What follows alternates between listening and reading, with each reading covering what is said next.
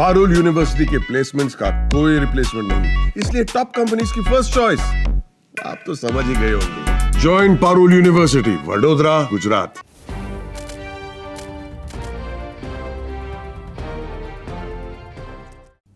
नमस्कार, जजमेंट समझिए माला दीक्षित से कार्यक्रम में आपका स्वागत है।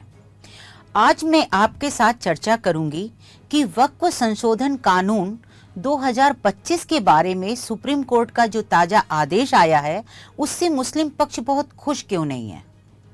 देखा जाए तो सुप्रीम कोर्ट ने 17 अप्रैल गुरुवार को जो आदेश दिया है उसमें कोर्ट ने वक्फ संशोधन कानून 2025 पर सीधे तौर पर कोई रोक नहीं लगाई है, यानी कानून फिलहाल प्रभावी है, उसमें किसी तरह की कोई रोक नहीं है।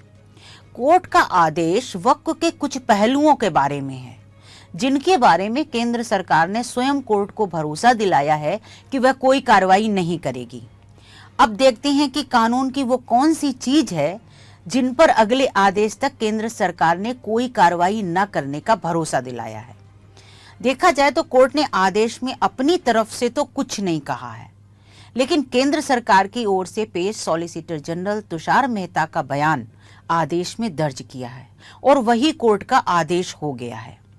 उस बयान में केंद्र सरकार ने सुप्रीम कोर्ट को 2 बिंदुओं पर भरोसा दिलाया है। पहला यह कि केंद्रीय वक्फ परिषद और राज्य वक्फ बोर्ड में फिलहाल गैर मुस्लिम सदस्यों की नियुक्ति नहीं की जाएगी, और दूसरा आश्वासन केंद्र सरकार की तरफ से कोर्ट को यह दिया गया है कि वक्फ बाय डीड और वक्फ बाय यूजर अधिसूचना द्वारा घोषित हो या पंजीकृत वक्फ को गैर अधिसूचित नहीं किया जाएगा, उसका चरित्र नहीं बदलेगा। अब इस आदेश को अगर मोटे तौर पर समझा जाए तो जो वक्फ अधिसूचित है या पंजीकृत है, चाहे वो वक्फ बाय डीड हो यानी वक्फ का जो दस्तावेज तैयार होता है उसके द्वारा वक्फ घोषित की गई हो, या वक्फ बाय यूजर हो, दोनों को जो अधिसूचित हैं और जो पंजीकृत हैं उन्हें सरकार अगले आदेश तक गैर अधिसूचित नहीं करेगी, यानी डी नोटिफाइड नहीं करेगी। दूसरी बात यह है कि केंद्रीय वक्फ काउंसिल और राज्य वक्फ बोर्डों में गैर मुस्लिम सदस्यों की नियुक्ति नहीं की जाएगी। तो अगर हम कोर्ट के इस आदेश का विश्लेषण करते हैं तो पता चलता है कि केंद्रीय वक्फ परिषद और राज्य वक्फ बोर्डों में गैर मुस्लिमों को नियुक्ति न किए जाने के अलावा कानून पर कोई ज्यादा प्रभाव नहीं पड़ रहा है। इसका कारण है कि सरकार ने पहले ही घोषित किया है कि वक्फ संशोधन कानून 2025 पूर्व प्रभाव यानी रेट्रोस्पेक्टिव लागू नहीं होगा। अगर कानून रेट्रोस्पेक्टिव लागू नहीं होगा और अधिसूचना की तिथि से कानून प्रभावी हो रहा है तो ऐसे में पहले भी कानून लागू होने से पहले जो वक्फ अधिसूचित हो चुकी हैं या पंजीकृत हो चुकी हैं उन वक्फ संपत्तियों पर कानून का कोई असर नहीं पड़ना था। तो ऐसे में आदेश का यह भाग कानून पर कोई प्रभाव नहीं डालता कि अधिसूचित और पंजीकृत वक्फ को डीनोटिफाइड नहीं किया जाएगा, क्योंकि वो पहले भी डीनोटिफाइड नहीं होती। मुस्लिम पक्ष ने कोर्ट से पूरे कानून पर रोक मांगी थी, मुस्लिम पक्ष पूरे कानून पर रोक मांग रहा था जो उसे अभी नहीं मिली है। हाँ, हो सकता है 5 मई को सुनवाई हो, उस समय कोर्ट कोई और अंतरिम आदेश दे, ये आगे देखने वाली चीज होगी, लेकिन फिलहाल मुस्लिम पक्ष ने जो कानून पर पूरी रोक मांगी थी वो उसे नहीं मिली, और ये उसके लिए एक थोड़ी असंतोष की चीज है, जो नाखुशी की चीज है। इसके अलावा मुस्लिम पक्ष विशेषकर वक्फ बाय यूजर की गैर पंजीकृत संपत्तियों का संरक्षण मांग रहा था। यानी अभी सुप्रीम कोर्ट ने जो ऑर्डर किया है वो पंजीकृत और रजिस्टर्ड वक्फ जो हैं, वो चाहे वक्फ बाय यूजर हैं या वक्फ बाय डीड हैं, उनको डी नोटिफाइड न करने का सुप्रीम कोर्ट का ऑर्डर है। लेकिन मुस्लिम पक्ष की मांग क्या थी कि जो वक्फ बाय यूजर की संपत्तियां हैं और जो गैर पंजीकृत हैं उनको संरक्षण दिया जाए, लेकिन कोर्ट का आदेश वक्फ बाय यूजर की गैर पंजीकृत वक्फ को संरक्षण नहीं देता। मुस्लिम पक्ष वक्फ बाय यूजर की गैर पंजीकृत वक्फ को सुप्रीम कोर्ट के आदेश में संरक्षण न मिलने से असंतुष्ट है। उसकी नाखुशी का कारण ही ये है क्योंकि जो चीज वो वास्तव में मांग रहे थे अभी सुप्रीम कोर्ट से उसको संरक्षण नहीं मिला है। हालांकि मुस्लिम पक्ष कोर्ट के आदेश पर कुछ खुल के नहीं बोल रहा है, वो थोड़ी चुप्पी लगाए हुए है और 5 मई की सुनवाई का इंतजार कर रहा है। तो मुस्लिम पक्ष यह भी कह रहा है कि भले ही कोर्ट ने आदेश में सीधे तौर पर गैर पंजीकृत वक्फ बाई यूजर को संरक्षण न दिया हो, लेकिन अगर सरकार इस बीच उन संपत्तियों पर कोई कार्रवाई करेगी तो हम कोर्ट में मामले को मेंशन करके तुरंत सुनवाई मांगेंगे। यानी मुस्लिम पक्ष ये सोच रहा है कि भले ही कोई संरक्षण ना भी दिया गया हो कोर्ट के आदेश में, जो वक्फ बाई यूजर की गैर पंजीकृत संपत्तियां हैं, तो भी अगर कुछ उनके खिलाफ कार्रवाई होगी तो वो फिर से कोर्ट जाएंगे। ये एक वो कह रहे हैं और अपने को संतोष दे रहे हैं, लेकिन एक चीज उनके मन में एक कसक है कि कोर्ट ने इसको पहले से ऑर्डर में क्यों नहीं शामिल किया। क्योंकि सुनवाई के दौरान कपिल सिब्बल जब चीफ जस्टिस ऑर्डर लिखा रहे थे, तब वरिष्ठ वकील कपिल सिब्बल साहब जो मुस्लिम पक्ष की ओर से दलीलें रख रहे थे, उन्होंने कोर्ट से मांग की थी कि जो वक्फ बाई यूजर का जनरल टर्म्स जो है कोर्ट उसमें शामिल कर दे, यानी जो वक्फ बाई यूजर गैर पंजीकृत भी हैं उनको भी संरक्षण दिया जाए। लेकिन कोर्ट ने फिर से ऑर्डर में कुछ भी जुड़वाया नहीं और कहा हाँ हमने वक्फ बाई यूजर को भी उसमें जोड़ा हुआ है। तो जब कोर्ट का आदेश आया उसके बाद जब तक कोर्ट का लिखित आदेश वेबसाइट पर नहीं आ गया, तो तब तक सबके बीच में एक कंफ्यूजन की स्थिति पैदा हो गई थी कि शायद कोर्ट ने उसको शामिल किया है कि नहीं किया है। मेरी भी कई मुस्लिम पक्षकारों के वकीलों से, बड़े बड़े वकीलों से बात हुई, तो उन्होंने कहा कि नहीं, कोर्ट ने शामिल किया है, कहा गया है। हालांकि जब शाम को कोर्ट का करीब 7:30 पौने 8 बजे जजमेंट वेबसाइट पर आ गया, तब पता चला कि नहीं, कोर्ट ने वो अलग से कोई शब्द शामिल नहीं किया है और कोर्ट का आदेश बिल्कुल स्पष्ट है कि जो वक्फ संपत्तियां, चाहे वक्फ बाई डीड हो चाहे वक्फ बाई यूजर हो, जो नोटिफाइड है और जो पंजीकृत हैं, उनको डीनोटिफाइड फिलहाल सरकार नहीं करेगी और सरकार ने यही भरोसा कोर्ट को दिलाया है। तो ये जो मुस्लिम पक्ष है वो वक्फ बाई यूजर की गैर पंजीकृत संपत्तियों को लेकर इतना संजीदा क्यों है, इसको अगर हम कोर्ट में जब सुनवाई हुई थी उस समय की बहस को याद करके देख सकते हैं।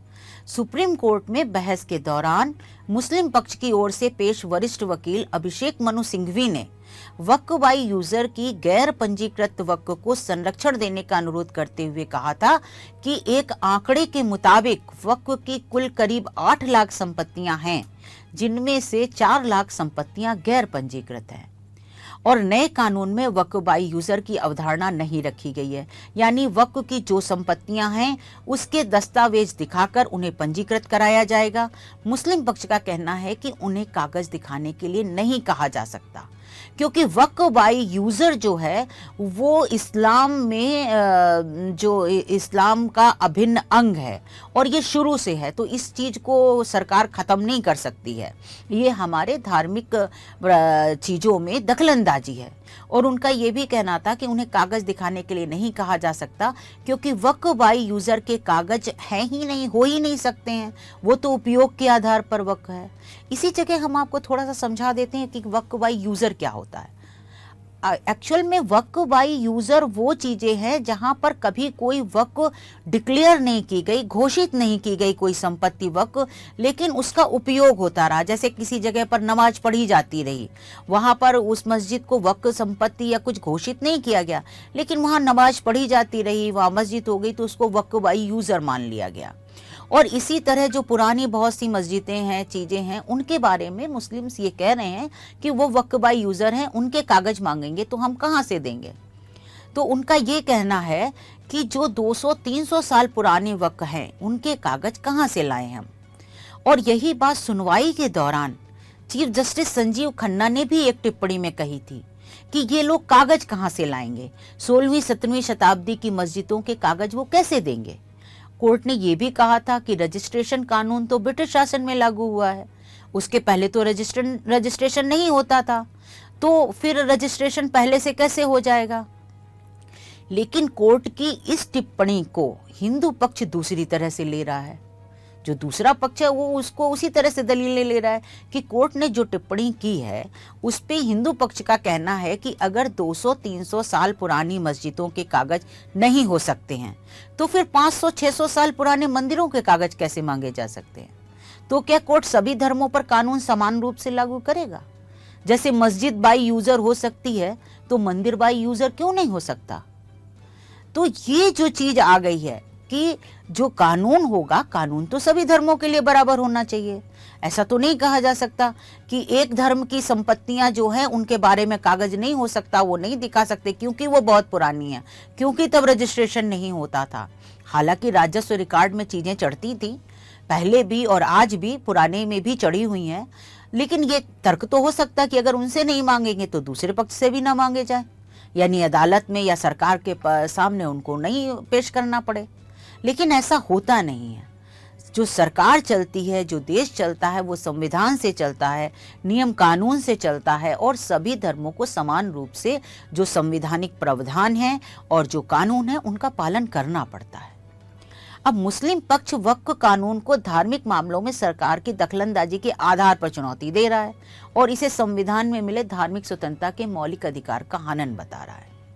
जबकि दूसरी ओर कुछ हिंदू पक्षकारों ने भी सुप्रीम कोर्ट में याचिका दाखिल कर रखी है और उसने भी वक्फ कानून को चुनौती दी है।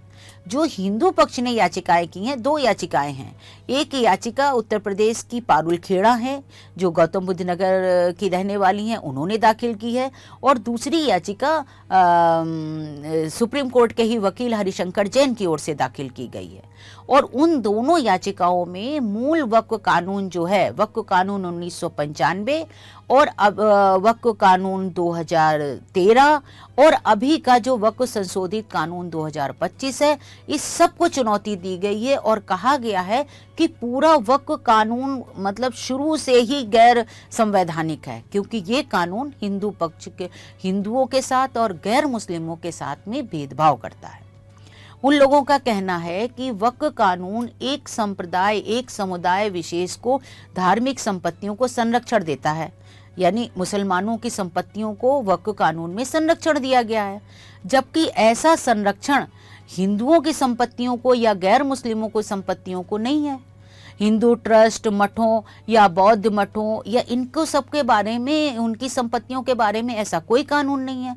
तो ये कानून जो है, जो संविधान का अनुच्छेद 14 है, जो समानता का अधिकार देता है, उसका उल्लंघन करता है, इसलिए इसको हटाया जाए। दूसरी चीज उसमें ये कही गई है, कोर्ट से जो बहुत खास मांग मानी जाएगी, तो हिंदू पक्ष की जो याचिकाएं हैं उसमें यह भी कहा गया है कि सुप्रीम कोर्ट ये घोषित करे कि वक्फ कानून के तहत कोई भी जो आदेश जारी किया जाएगा, कोई भी अधिसूचना जारी की जाएगी या कोई भी नियम, वो हिंदुओं और गैर मुस्लिमों की संपत्ति पर लागू नहीं होगा, यानी वक्फ कानून की कोई भी चीज उनके संपत्ति पे लागू ना हो। तो एक चीज देखने में ये आ रही है कि वक्फ कानून सिर्फ मुस्लिम पक्ष ही नहीं कह रहा है कि ये गैर संवैधानिक है, अवैध है और इसको खत्म किया जाए। मुस्लिम पक्ष का तो कहना यह है कि नया कानून गलत है और इसको हटाया जाए। जो 1995 का और 2013 का संशोधित कानून है और मूल कानून 1995 का है, उसके प्रावधान बिल्कुल सही है और उसको रखा जाए, क्योंकि उसमें मुस्लिमों की धार्मिक आज़ादी का ख्याल रखा गया है, उनके प्रबंधन का अधिकार उन्हीं को दिया गया है, जबकि नए संशोधित कानून में ये सब चीजें जो हैं वो हटाई गई हैं।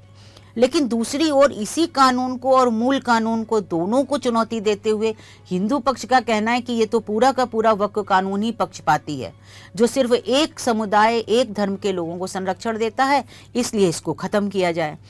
और सुप्रीम कोर्ट में खास चीज ये है कि जिस अदालत में जिस समय लिस्ट में साथ में ये याचिकाएं लगती हैं मुस्लिम पक्ष की, जिसमें नए वक्फ संशोधित कानून को चुनौती दी गई है, उसी के साथ हिंदू पक्ष की मूल वक्फ कानून और संशोधित कानून को चुनौती देने वाली याचिकाएं भी लगी हुई हैं। और उन याचिकाओं पर भी सुप्रीम कोर्ट ने नोटिस जारी किया है और केंद्र सरकार मुस्लिम पक्ष की याचिकाओं के साथ साथ इन याचिकाओं का भी जवाब सुप्रीम कोर्ट में दाखिल करेगी। और तब देखने वाली बात होगी कि सरकार क्या दलील देती है, इस चीज का क्या दलील देती है कि इस कानून में सिर्फ एक ही समुदाय की धार्मिक संपत्तियों को संरक्षण दिया गया है, जबकि बाकी धर्मों की धार्मिक संपत्तियों के संरक्षण के लिए इस तरह की कानूनी प्रावधान नहीं है। तो ये चीज आगे जाकर के देखने वाली होगी कि जब कोर्ट में जवाब आएगा तो सरकार इस मुद्दे पर क्या कहती है। दूसरी बात, जो मुस्लिम पक्ष की याचिकाएं हैं और उसमें जो चीज़ें कही गई हैं कि गैर मुस्लिम सदस्य हो सकता है वक्फ काउंसिल परिषद में और वक्फ बोर्ड में, और बाकी जो संशोधन किए गए हैं उस पे सरकार क्या जवाब देती है जिन पर मुस्लिम पक्ष ने आपत्तियां उठाई हैं। तो ये सारी चीज़ें, अब 7 दिन का समय है सरकार के पास जवाब देने के लिए। 7 दिन बाद सरकार जवाब देगी, उसके बाद जो दूसरा पक्ष है याचिकाकर्ता वो भी प्रत्युत्तर दाखिल करेगा, और सारी प्लीडिंग कंप्लीट होने के बाद 5 मई को इस केस की सुनवाई की तारीख तय है। तो 5 मई को जो होगा वो तब फिर पता चलेगा। और एक और ख़ास बात यहाँ पर हम अपने दर्शकों को बताना चाहेंगे कि जो सुनवाई कर रही है पीठ, उसकी अध्यक्षता कर रहे हैं chief justice of India Sanjeev Khanna, और जस्टिस संजीव खन्ना 13 मई को सेवानिवृत्त हो रहे हैं। उसके बाद नए चीफ जस्टिस आएंगे, और हमेशा जो अधिकार है किसी भी केस को किस पीठ के सामने लगेगा वो चीफ जस्टिस तय करते हैं। तो अगर ये 5 मई को, अभी संभावना नहीं है कि पूरा केस में फैसला ही फाइनल आ जाएगा, फैसला निश्चित तौर पे विस्तृत सुनवाई के बाद आएगा। और सुप्रीम कोर्ट ने अपने ऑर्डर में भी कल के लिखा हुआ है कि 5 तारीख को हम प्रिलिमिनरी हियरिंग करेंगे और ज़रूरत हुई तो कोई अंतरिम आदेश देंगे। तो अब ये देखने वाली बात होगी कि 5 मई को सुप्रीम कोर्ट क्या रुख अपनाता है, क्या आदेश देता है, और उसके आधार पर आगे का जो केस का भविष्य है वो तय होगा। और उसके बाद जो सुनवाई पड़ेगी, संभवतः उसमें हो सकता है कि चीफ जस्टिस तब तक बदल जाएं और पीठ बदल जाए, और फिर ये केस कौन सा मोड़ लेता है, ये सारी चीज़ें भी आगे आने वाले दिनों में हम लोगों को देखने को मिलेंगी। तो आज बस इतना ही। फिर इस मामले में सुप्रीम कोर्ट से कोई आदेश आएगा तो मैं आपको उससे जरूर अवगत कराऊंगी। तब तक के लिए हमें आज्ञा दीजिए। धन्यवाद।